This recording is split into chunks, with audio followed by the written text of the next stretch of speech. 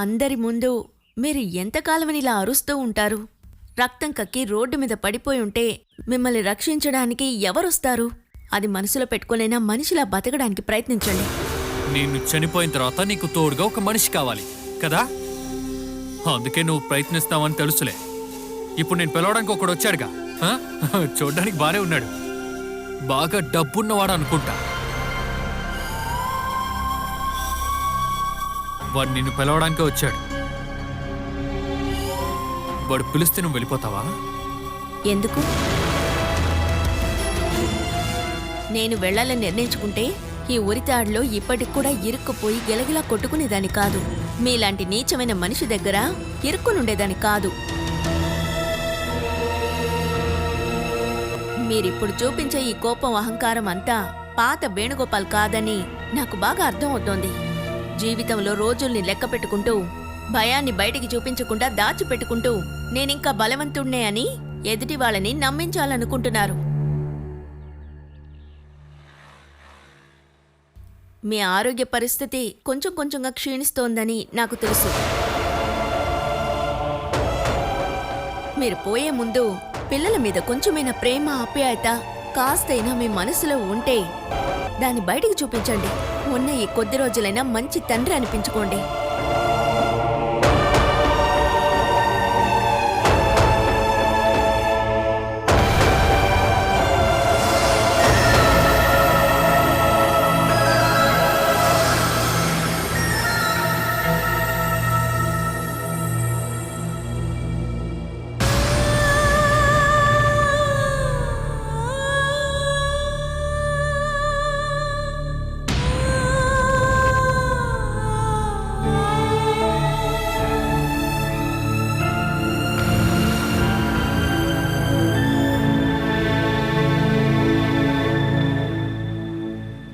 మనం అంత దూరం వెళ్ళి టీచర్ని నేరుగా కలిసి పిలిచుండాలి, కానీ మనం అలా చేయలేకపోయాం. ఆ మనిషితో మీరు గొడవ పడటం నాకు ఇష్టం లేదు. ఆయన మిమ్మల్ని కొట్టారంటే కొడితే తిరిగి కొట్టేవాణ్ణి. దానివల్ల ఒకవేళ మీకేమన్నా అయ్యుంటే, అందుకే టీచర్ అమ్మని చూడకపోయినా ఫోన్లో మాట్లాడదాం అన్నాను. అతన్ని ఇంతకుముందు నేనెక్కడో చూశాను. అతను టీచర్కి ఏమవుతాడన్నా? అదంతా నాకు తెలీదు. ఆయన ఒక పెద్ద తాగుబోతు, ఇక గొడవ పడతారని తెలుసు. శివప్రసాద్ అంకుల్ నన్ను ఇంట్లోకి రానివ్వకుండా బయటికి పంపించింది ఇతనే. అతని వల్ల టీచర్కి ఏమైనా ఇబ్బంది ఉందేమో అడుగు. అలా ఉంటే ఏదో ఒక మార్గం ఆలోచిద్దాం.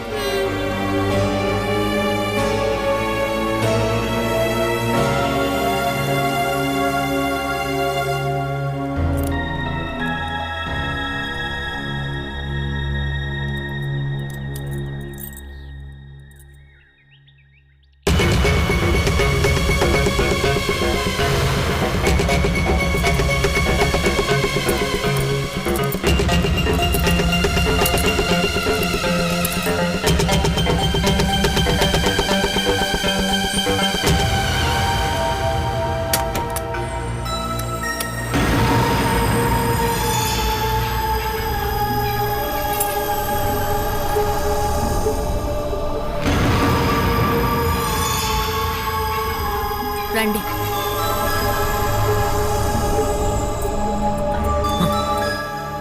ఎక్కడికి బయలుదేరారు? ఆగవే, నేనిప్పుడు ఒక రోగిష్టోని. నేను ఏది పట్టించుకోవట్లేదని కదా నువ్వు అంటూ ఉన్నావు.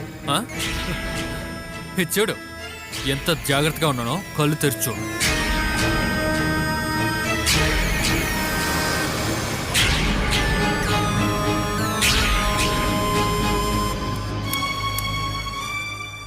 ఏమిటి మీ ఉద్దేశం? నా అనుమతి లేకుండా ఎవ్వరూ ఇక్కడికి రాకూడదు, ఎవ్వరూ బయటికి వెళ్ళకూడదు. పిల్లలు స్కూల్కి వెళ్ళాలి. వాళ్ళని గేట్ బయట నేను వదులుతాను. నేను ఆఫీస్కి వెళ్ళాలి. ఇక నువ్వు ఆఫీస్కి వెళ్ళొద్దు. ఆ డబ్బుతోనే మేం బతుకుతున్నాం. ఆ డబ్బుతోనే మీకు కూడా తిండి పెడుతున్నాను. ఇక నువ్వు నాకు తిండి పెట్టక్కర్లా, మరిగదగా లోపలికి వెళ్ళి కూర్చోవే. ఇంటికి కావాల్సింది నేను తీసుకొచ్చేస్తాను. ఏ సమయంలో అయినా ఎక్కడ పడి చస్తారో తెలియని మీ మాట నమ్మి నేను నా ఉద్యోగాన్ని వదులుకోలేను. నీకీ మధ్య అతి తెలివి ఎక్కువైపోయింది. ఆ తెలివితోనే కదా నువ్వు ఇప్పుడు సంపాదిస్తావు. ఇక అదంతా వద్దు. నా అనుమతి లేకుండా నువ్వు ఈ గడప దాటి బయటకు వెళ్ళకూడదు. నీ మెడలో నేను కట్టిన తాళిలాగా నీ ముందున్న ఈ గేట్ని కూడా తాళం వేసి లాక్ చేశాను. ఇక నువ్వు గేట్ బయటకు వెళ్ళలేవు. నిన్ను వదిలే ప్రసక్తి లేదు.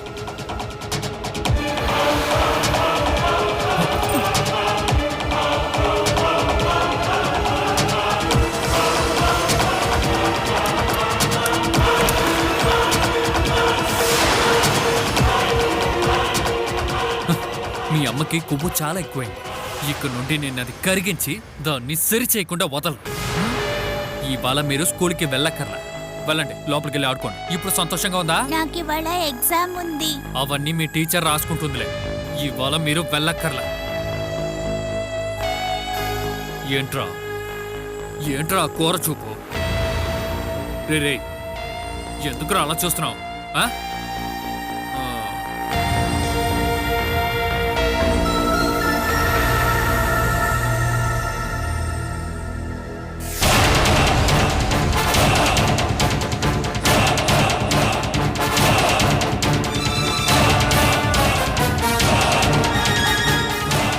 వెళ్ళకూడదని ఆపితే నీ కాళ్ళ మీద పడి బ్రతిమలాడడానికి నేను నీ బానిసని కాదు.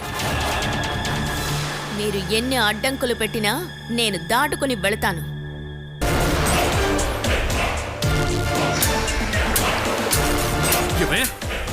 నన్ను ఆపద్దు. దేనికైనా నేను ఇప్పుడు తెగించాను.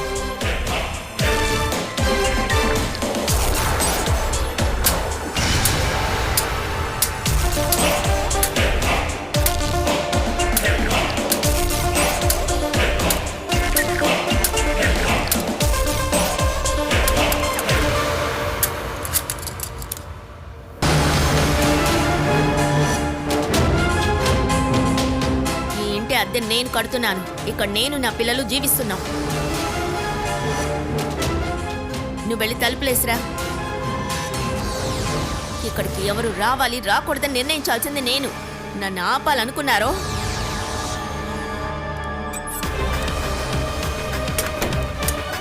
సొంత బిడ్డల ముందు నన్ను కత్తి పట్టుకునేలా చేసింది మీరే. ఇప్పుడు నా చేత ఘోరాలు చేపించొద్దు.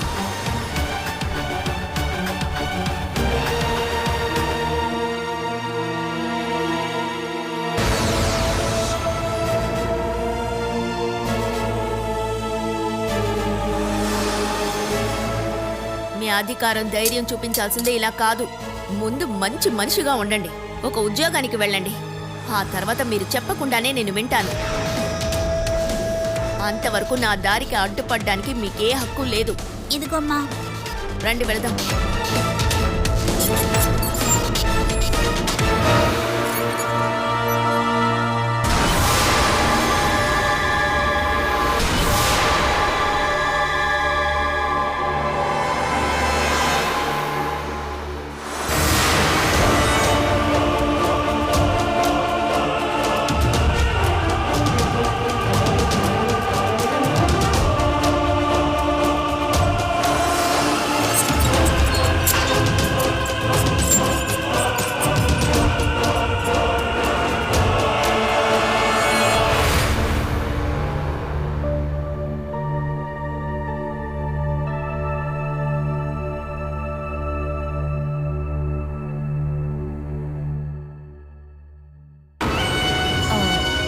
మీరెందుకు ఈ పాత లెక్కలన్నీ చూస్తున్నారు? కొన్ని లెక్కలు టాలీ అవ్వడం లేదు. చెక్ చేసి చూసినప్పుడు ముందు లెక్కల్లో చాలా మిస్టేక్స్ ఉన్నాయి. మీరెందుకు అనవసరమైన విషయాల్లో తలదూరుస్తున్నారు? మీరు వచ్చిన తర్వాత ఉన్న లెక్కలు మాత్రం చూస్తే చాలు. పాత లెక్కల్లో ఒకవేళ మిస్టేక్ ఉంటే మనం ఆడిటర్ని పిలుద్దాం. ఏంటి మురుగా? సుధాకర్కి టీ కావాలని అడగటానికి వచ్చాను. ఇక్కడ అందరికీ టీ ఇచ్చేటప్పుడు తనకు కూడా ఇస్తే చాలు. ఒకళ్ళు మాత్రం ప్రత్యేకంగా గమనించక్కర్లేదు. అది మిగతా వాళ్ళకి కష్టంగా ఉంటుంది. ఇప్పుడు నీకు వేరే పనే లేదు కదా? ఆహా లేదు. అయితే ఆ లాకర్ రూమ్ ని లాక్ చేయి. సరే మేడం. ఉండు, ఇదిగో ఇది కూడా లాకర్లో పెట్టే. ప్రీతి నాకు స్పెషల్ గా చెప్పారు, మీకు ఓవర్లోడ్ ఏది ఇవ్వకూడదని. మీరు రిలాక్స్డ్ గా పనిచేస్తే చాలు, సరేనా?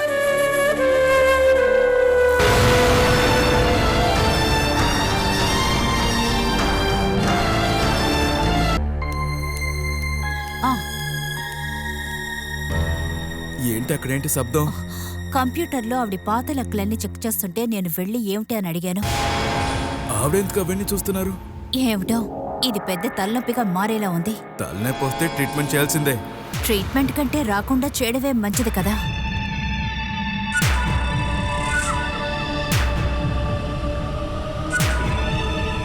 ఎవరి పిల్లలు?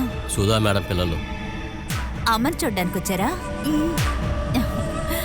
నీ పేరేంటమ్మా? నా పేరు అఖిల. వినోద్ కుమార్. సూపర్ పేరు. రండి.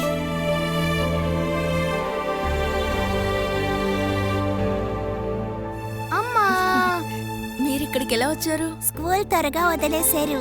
మీరు ఇంటికొచ్చాకే రమ్మని చెప్పారు కాబట్టి మేము స్కూల్ పక్కనే ఉన్న ఒక వెయిటింగ్ షెడ్ లో వెయిట్ చేస్తూ ఉన్నప్పుడు శివప్రసాద్ అంకుల్ చూసి మమ్మల్ని ఇక్కడ డ్రాప్ చేశారు.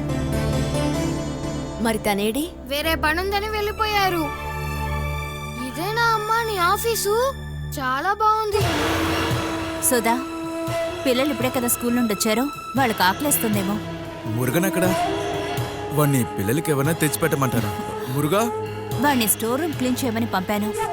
మేము టీ తాగేసి వచ్చాం. వచ్చే దారిలో ఆటోలు అంకుల్ కొనిచ్చారు. మనం ఇంటికి వెళ్ళిపోదామమ్మా. నాకింకొంచెం పనుందిరా, అయిపోగానే వెళదాం. మీరు బయలుదేరాలనుకుంటే వెళ్ళండి. పిల్లలకి ఇక్కడ ఉంటే బోర్ కొడుతుంది. బోరెందుకు కొడుతుంది? నేనున్నాను కదా. హ, పిల్లల్ని చూసుకోవడంలో నేను అవార్డే తీసుకున్నాను. మీరు రండి, మనం మాట్లాడుకున్నాం. రండి. తెలియని వాళ్ళు పిలిస్తే వెళ్ళకూడదని మా అమ్మ నాతో చెప్పారు. జయకుమార్ అన్న, మిమ్మల్ని చూడగానే మీరు మంచివారు కదని వాడికి అర్థమైపోయింది. ముఖ్యమైన లెక్కలు మాత్రం చూసి మీరు బయలుదేరండి సుధా. చూడు విను, 5 నిమిషాలు, నేను వచ్చేస్తానులే.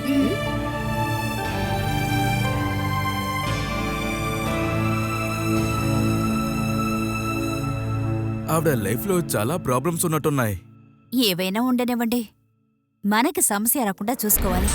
పాత రికార్డ్స్ అన్ని ఆవిడ చూడకుండా ఉండాలి. వాటిని వెంటనే ఇక్కడి నుండి తీసేయాలి. హార్డ్ డిస్క్ నుంచి డిలీట్ చేయాలి. ఎర్రర్ అయిందని చెప్పండి. అది నేను చూసుకుంటాను. సమస్య రాకుండా చూసుకోవాలి కదా.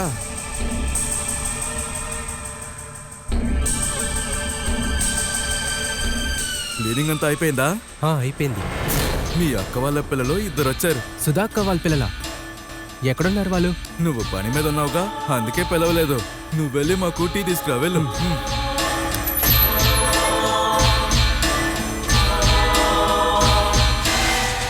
వేణుగోపాల్ నీ భర్తే అని అన్నయ్యకి తెలియకపోవడమే మంచిది. లేకపోతే ఇప్పటిదాకా మనం ఆడిన నాటకమంతా వేస్టే.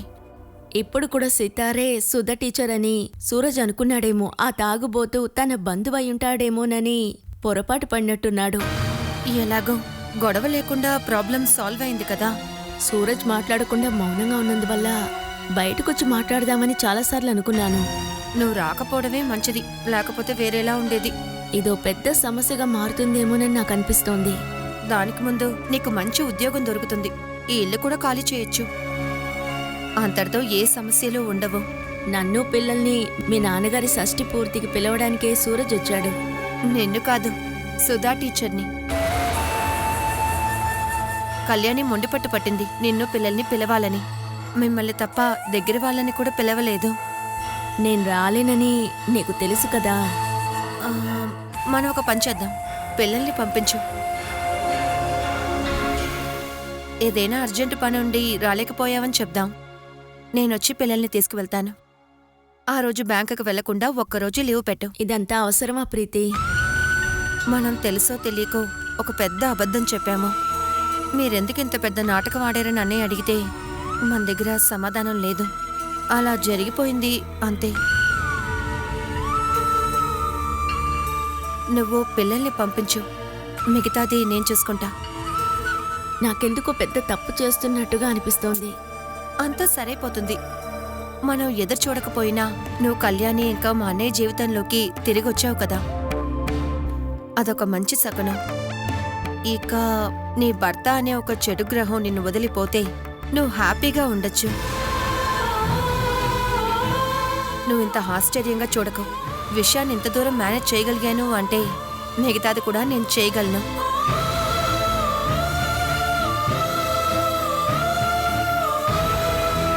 నాన్న షష్ఠి పూర్తయ్యాక నీ చిక్కుముర్లని ఒక్కొక్కటిగా నేను విప్పుతాను.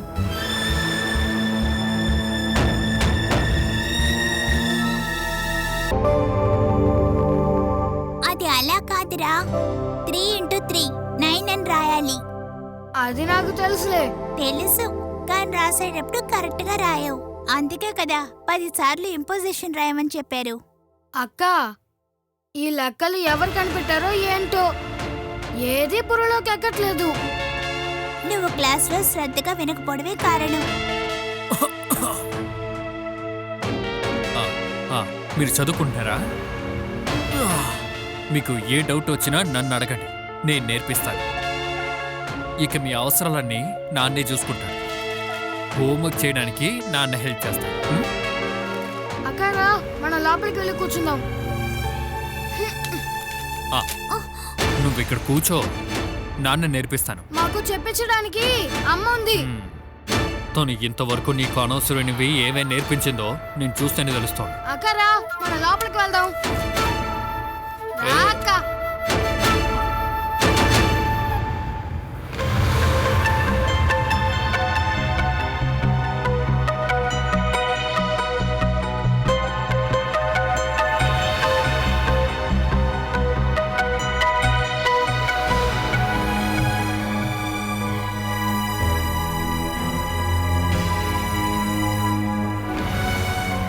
రే 7 సంవత్సరాలు జైల్లో ఉండొచ్చిన నీతో పిల్లలు ప్రేమగా ఉండలేదంటే ఏం చెప్పమంటావు చెప్పు? నీ మీద కంటే అడుక్కునే బిచ్చగాడ మీదే ప్రేమ ఎక్కువ ఉంటుంది. అదేం కాదురా, తను కావాలని నా దగ్గర నుండి పిల్లల్ని విడదీసి పెట్టింది. ఇలా చూడన్నయ్య, నిన్న అక్కడ వదిలిపెట్టడానికి వచ్చినప్పుడు మాకేం జరిగిందో తెలుసుగా. ఆఖరికి పోలీసుల కాళ్ళు పట్టుకుని మేము అక్కడి నుంచి బయటపడ్డాం. మనం వెళ్ళింది ఉండటానికి కాదు కదా, తాగటానికే కదా వెళ్ళాం. ఆ ఇంట్లో అసలు నాకు మర్యాదే లేదురా. ఆ ఇంట్లో ఉంటేనే నాకు పిచ్చెక్కేలా ఉంది. చూడరా, నేను ఒక విషయం చెప్తే తప్పుగా అనుకోకూడదు. మరి నువ్వు ఎక్కడైతే ఉంటావో అక్కడున్న వాళ్ళందరికీ పిచ్చెక్కుతోందిరా. నేను లేకపోవడం వల్ల తను ఇన్నాళ్ళు తన ఇష్టానికి పిల్లల్ని పెంచేసింది. ఇంకా నా ఇష్టానికే పెరగాలి. అయితే ముందు నువ్వు సంపాదించి పెట్టు. మరి ఇలా చూడన్నయ్య, నీ భార్య నువ్వు అనగదొకితే అంతా సరైపోతుంది. రేయ్, అదే కదా కష్టం. మరి ప్రీతి అని ఒక అమ్మాయి ఇప్పుడు తనకి సపోర్ట్గా ఉంది. ఆ ఏరియాకి నువ్వు వెళ్ళొద్దురా. తన భర్త ఉన్నాడే బాగా ధనవంతుడు, వాడితో గొడవ పెట్టుకున్నావంటే మనం బొక్కలోకే వెళ్ళాలి. అయ్యయ్యో, ఇప్పుడే నాకు గుర్తొచ్చింది. రే, ఈ రోజు ఆ అమ్మాయి వాళ్ళ నాన్న షష్టి పూర్తి, పిల్లల్ని అక్కడికి పంపాలని బాల నాకు ఫోన్లో చెప్పిందిరా. ఇక నుండి నీకు తెలియకుండా పిల్లలెక్కడికి వెళ్ళకూడదన్నయ్య. ఈ పాటికి వాళ్ళు వెళ్ళే ఉంటారా? అవునా? అయితే ఈ విషయం నువ్వు వదిలిపెట్టకూడదన్నయ్య. నేరుగా నువ్వు ఇంటికి వెళ్ళి పిల్లలెక్కడా అని అడుగు. వీలైతే 2 తగిలించి అడుగు. మళ్ళీ వీడిని జామీన్లో తీసుకురావడానికి మనం కోర్టుకెళ్ళాలి.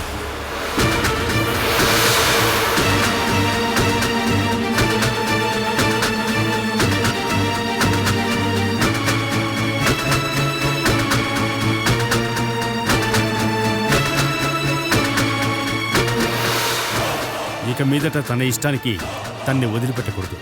ఇదే సరైన సమయం. ఇప్పుడు ఇంట్లో పిల్లలు కూడా లేరు. నీ మనసులో ఏమనిపిస్తుందో అదంతా తిట్టేసేయి. తోడుగా కావాలంటే మేము వస్తాం. రేయ్, మేం కాదు, నువ్వు కావాలంటే వాడితే వెళ్ళు.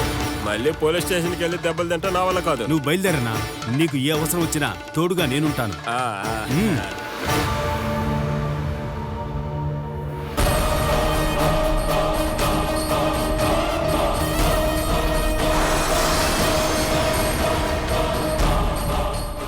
కళ్యాణి, నువ్వెందుకు గుమ్మంలోనే నుంచున్నావు? వాళ్ళు వస్తారులే. ఎంతసేపు అయ్యింది? ఇప్పుడు వస్తారని చెప్పి ఎంతసేపు అయ్యింది? ఎవరి గురించి శారదా తను చెప్తుంది? టీచర్ని వాళ్ళ పిల్లల్ని తీసుకురావడానికి ప్రీతి వెళ్ళింది కదా, వాళ్ళింకా రాలేదని టెన్షన్ గా ఉంది. ఎవరిని పిలవద్దని ఇంతకుముందే చెప్పానుగా. వేరే ఎవరినో పిలవలేదు కదా. మీ షష్ఠి పూర్తి ఎంతో ఘనంగా జరపాలన్నదే నేను, ప్రీతి, సూరజ్ ఆలోచిస్తున్నాం. కానీ మీరే ఒప్పుకోవటం లేదు. ఈ బర్త్డే అది చిన్నపిల్లలు చేసుకున్నదే. 6 ఏళ్ళు 60 ఏళ్ళు ఒకటే అంటారా? నన్ను అంత చిన్నపిల్లవాణ్ణి చేయకు. అవును, ఈ డెకరేషన్ అంత ఎందుకు? టీచర్ అమ్మా అఖిల విను వచ్చి చూస్తే ఇక్కడ బర్త్డే సెలబ్రేషన్ జరుగుతుందని తెలియాలి. ఇంకెవరి కోసమా కాదండి, టీచర్ కోసం ఇదంతా చూపించుకోవాలని చేస్తోంది. వాళ్ళెందుకు ఇంకా కూడా రాలేదు?